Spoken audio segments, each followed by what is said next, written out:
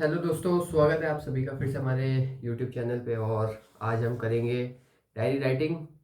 इसका पर्पज़ है कि जैसे हमारे पास कभी खाली टाइम रहता है बहुत, अगर मान लो आपके पास अभी तक कोई ऐसा चीज़ नहीं है जो आपको पसंद हो, जो आपको काम करने पे मजबूर करे मेरी तरह, पता नहीं मेरे को क्या करना है, तो ऐसे टाइम पे हमें क्या करना चाहिए।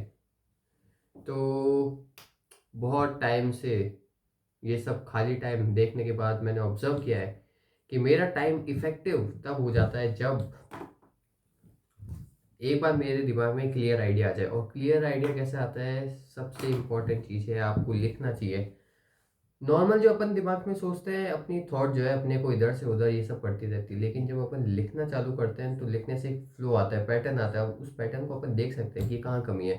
तो जैसे अगर आज मैं डायरी राइटिंग करूँ तो डायरी राइटिंग में पहला पॉइंट लिखूंगा मैं कि आज जैसे मैंने ट्रैवल किया, तो ट्रैवल करने के लिए मैंने देखा कि यार दिमाग जो है बहुत ख़राब होता है। बहुत बारीक बारीक चीज़ें हैं सोसाइटी के अंदर जो दिमाग ख़राब करती है। और उसका अपने को ये नहीं है कि रीज़न पता हो कि अपने को ख़राब क्यों लग रही है। अपनी दिमाग में स्टार्टिंग से मान्यता ऐसी बैठ चुकी है कि अपन देखते हैं तो ख़राब लगता है, किसी चीज़ को भी देखते हैं तो उस प्रॉब्लम को सॉल्व करने के लिए मैंने देखा है कि अगर जिस इंसान के पास ज्ञान होता है, जिस इंसान के पास नॉलेज होती है कि ये सब क्यों हो रहा है, इसका बैकग्राउंड कहाँ से आ रहा है, तो उसके लिए बहुत इजी रह जाता है। इसलिए आज मैं अपनी डायरी में पहला पॉइंट लिखूंगा कि एजुकेशन, और उन लोगों को सुनूंगा जो बोलते अच्छा है, जैसे कि डॉक्टर विकास दिव्य कीर्ति, आज इनको मैं सुनूंगा। दूसरा काम मैं करूंगा कि आचार्य प्रशांत की मैं अभी ये बुक पढ़ रहा हूँ, कबीर साहब, जिसमें अब मैं ये बताऊंगा कि बुक पढ़ना क्यों ज़रूरी लगा मेरे को। बुक पढ़ने से यार ये होता है कि एक तो अपने दिमाग में जो बुक नहीं पढ़ता उसको लगता है कि क्या नॉर्मल बात करेगा, वही नॉर्मल बात, लेकिन बुक के अंदर जो सामने वाला है वो कई चीज़ें बहुत खूबसूरती से बताता है। कई चीज़ें होती है जो बिल्कुल नहीं है, जो आपके दिमाग को थोड़ा खोलती है। जब वो दिमाग खुलता है तो आपको लगता है अच्छा दुनिया में ये ऐसे हो रहा है, तो आपका जो स्ट्रेस है ना वो थोड़ा कम हो जाता है। मान्यता है मेरी भी। तो बुक पढ़ेंगे अपन। थर्ड है यार, मेरे को आज एक मूवी भी देखनी है। मूवी क्यों देखनी है, जैसे मैंने अभी एक प्यासा मूवी देखी। प्यासा मूवी ने बहुत ही अच्छी तरीके से सोसाइटी को दिखाया, और सोसाइटी में से एक कैरेक्टर रहता है, वो कैरेक्टर किस हिसाब से अपनी लाइफ जीता है उसको लोगों से फ़र्क नहीं पड़ता, लेकिन वो खुद के हिसाब से जीता है। वो खुद की रचना करता है, खुद की कहानियाँ लिखता है, उसको उसके काम से जिस तरीके से प्यार आता है वो मुझे बहुत अच्छा लगा। उसके बाद में फोर्थ पॉइंट देखना चाहूँगा मैं, मूवी देख ली, किसी अच्छे कैरेक्टर को देख लेंगे, उसके बाद क्या करें। उसके बाद तो मेरे को नींद आ जाएगी वैसे कायदे से।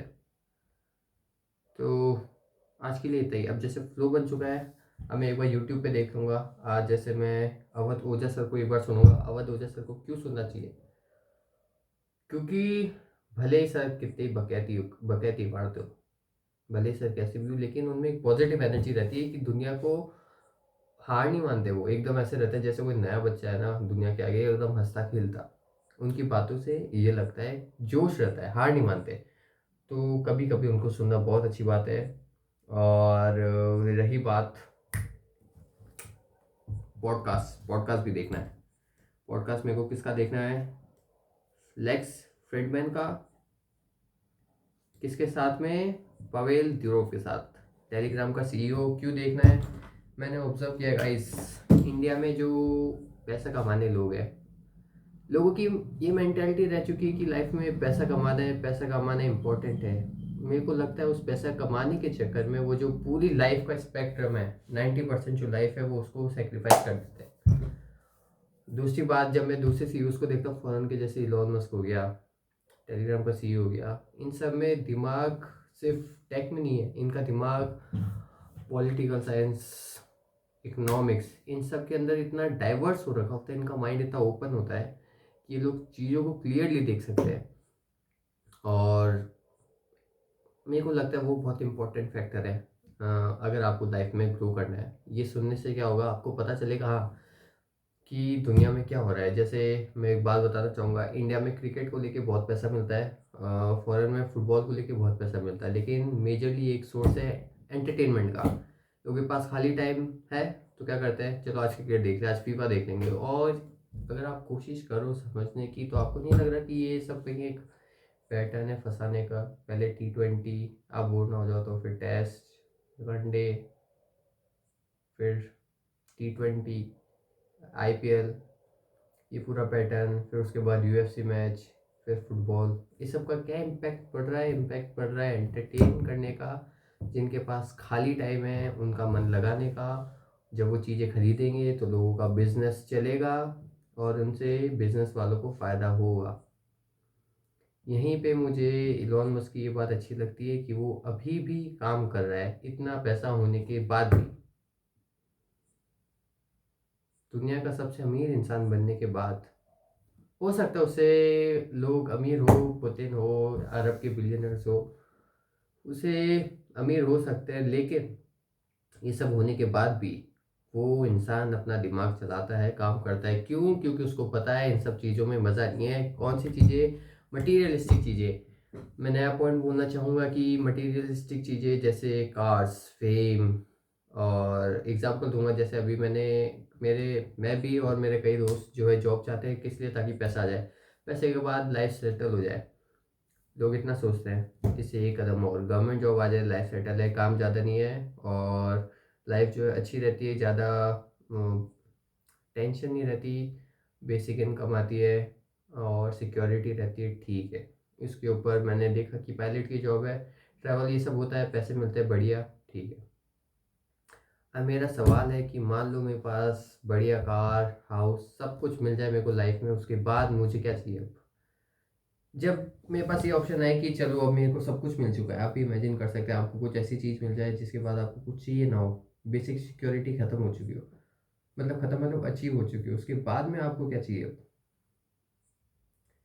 वो क्वेश्चन मेरे दिमाग में कुछ ऐसा लगा कि उसके बाद मेरे को लगा कि पढ़ने की अब नीड है, ताकि और पता चले दुनिया में और क्या करना है। और मैं एक इस कोट बोलना चाहूँगा, जिद्दू कृष्णमूर्ति का कोट था कि आप लाइफ का पर्पस तब ढूंढना चालू करते हैं जब आप लाइफ से बोर हो जाए। आपके पास कुछ ऐसा काम करने के लिए है नहीं जिससे आपको लगे कि लाइफ अच्छी चल रही है, इसलिए आप लाइफ का पर्पस ढूंढते हैं। एग्जाम्पल है कि पहले मैं फुटबॉल खेलता था, और एक और बात, गाइस, स्पोर्ट्स खेलो, एक्सरसाइज करो, बॉडी है, बॉडी को वर्कआउट कराओ। मैंने जिम ज्वाइन करा है, पहले फुटबॉल खेलता था, उससे पहले 3 साल के लिए मैंने कुछ नहीं करा, मेरी बॉडी ख़त्म हो गई थी, दिमाग चलता नहीं था। दिमाग चलता था मतलब ऐसा था कि कुछ काम करना नहीं मेरे को। और मैं मतलब एक टाइम आ गया कि मेरे को समझ नहीं आ रहा कि मैं करूँ क्या, तो मैंने सिर्फ, ये मेरा पर्सनल एक्सपीरियंस है कि मैंने सोचा कि चलो सिर्फ सोऊंगा अब मैं। हॉस्टल में था, वैसा खाना सब मिल ही रहा था, कोई प्रॉब्लम थी नहीं, सिर्फ सोया। देखा देखते हैं क्या कर रहा हूँ, क्योंकि लोग इतने पागल क्यों वर्कआउट ये सब कर रहे हैं। मैं सोया, सिर्फ पड़ा रहा बेड पे, कुछ नहीं किया। मैंने ऑब्जर्व किया, जो बॉडी थी वो ख़राब हो गई। बॉडी ख़राब होने की वजह से जैसे ही मेरे को कुछ इन्फेक्शन लगा, उसके बाद बॉडी की हालत और ख़राब हो गई।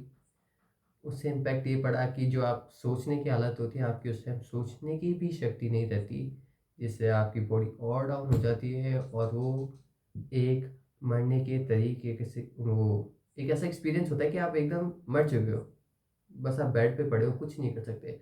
उसके बाद मेरे को पता चला कि हाँ, बॉडी का मतलब है इसको काम दो, काम देने से एनर्जी आती है, फ्लो आता है, अच्छा लगता है। एक्सपीरियंस करना, लोगों की बात मत सुनो। एक और चीज़ बोलना चाहूँगा जो मैंने एक्सपीरियंस की कि कॉलेज की फर्स्ट ईयर से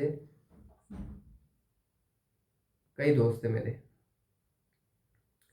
और मुझे ऐसा लगता था कि ये दोस्त यार पढ़ने में अच्छा है, पैसा है इनके पास, अच्छी सोच होगी इनकी, ये अलग यूपी से, ये यहाँ से, ये साउथ से, ऐसे लोग थे जिनको मेरे को लगता था इनको बहुत कुछ पता होगा। लेकिन जैसे जैसे टाइम बढ़ रहा है पता चलता है कि ये लोग भी कंफ्यूज थे, बस इन लोगों में कॉन्फिडेंस इतना है कि ये दूसरे की बात को गलत मानते हैं। उसका इम्पैक्ट ये पड़ता है कि थर्ड ईयर में आते आते उनका दिमाग जो है फ्रीज हो जाता है।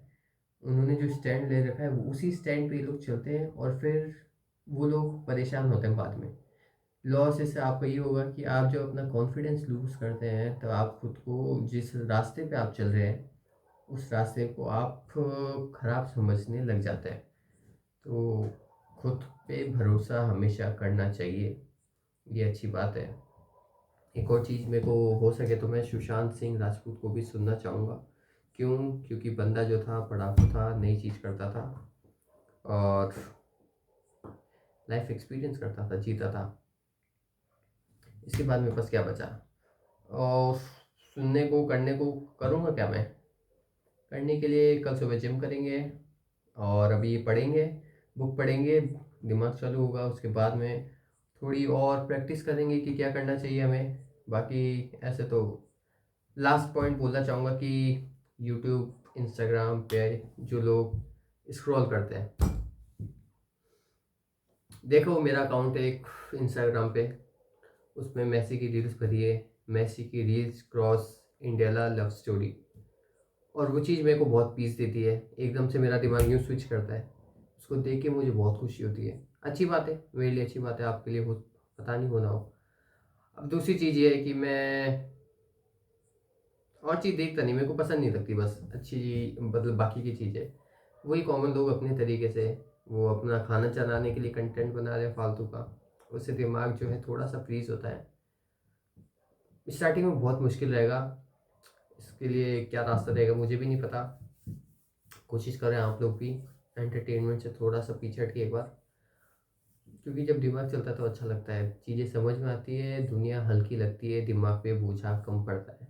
और ये इसी के साथ अब मैं अपनी जो डायरी में मैंने कंटेंट लिखा है ये करना चालू करूँगा, और इससे मेरा जो टाइम है वो इफेक्टिव होगा। ये मेरी प्यारी सी वॉच बनारस से ली, और 12 बजे 3 4 जितने भी बजे आज रात दिन शाम को मैं सो लिया था, अब रात को अच्छे से टाइम इफेक्टिवली यूज़ करेंगे।